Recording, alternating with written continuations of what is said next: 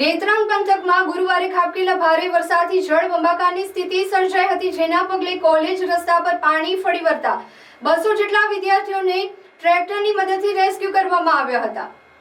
નેત્રંગ પંથકમાં સપ્ટેમ્બર માસમાં મેઘરાજાએ 2 દિવસનો વિરામ લીધા બાદ હવામાન ખાતાની આગાહીને લઈને નેત્રંગ નગર સહિત પંથકભરમાં મેઘરાજાએ તારીખ 3ના રોજ સાંજના દેખા દીધા બાદ રાત્રિએ પણ ફરી ધામા નાખી ધબધબાટી બોલાવી હતી, જે તારીખ 4ના રોજ પણ ચાલુ રહેતા 4 ઇંચ વરસાદ ખાબક્યો હતો, જેના કારણે પંથકભરમાં જળબંબાકારની સ્થિતિ સર્જાઈ હતી. નેત્રંગ નગરમાં નેત્રંગ વાલિયા રોડ પર આવેલી સરકારી કોલેજ ખાતે નાળાની સુવિધા વર્ષોથી નહીં હોવાના કારણે કોલેજ છૂટવાના સમયગાળા દરમિયાન કોલેજ રોડ પર પાણીનો ધસમસતા પ્રવાહ પસાર થતા 200 જેટલા વિદ્યાર્થીઓ તેમજ કોલેજ સ્ટાફ ફસાતા તેઓને રેસ્ક્યુ કરી કાઢવામાં આવ્યા.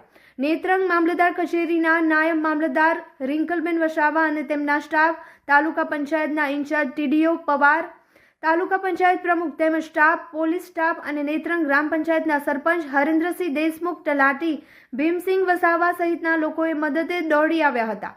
નેત્રંગ ગ્રામ પંચાયતના ટ્રેક્ટરોમાં વિદ્યાર્થીઓ તેમજ સ્ટાફને હેમખેમ લાવવામાં આવ્યા હતા. મેઘરાજા ધમાકેદાર શરૂઆતને લઈને અમરાવતી નદી સહિત પંથકની નદીઓમાં ઘોડાપૂરની સ્થિતિ સર્જાઈ હતી. નાની સિંચાઈ હેઠળ આવેલા ધોલી, પિંગુટ, બલદેવા ડેમોમાં પાણી ભરપૂર આવક ચાલુ રહેતા 3 ડેમો ઓવરફ્લો થયા છે.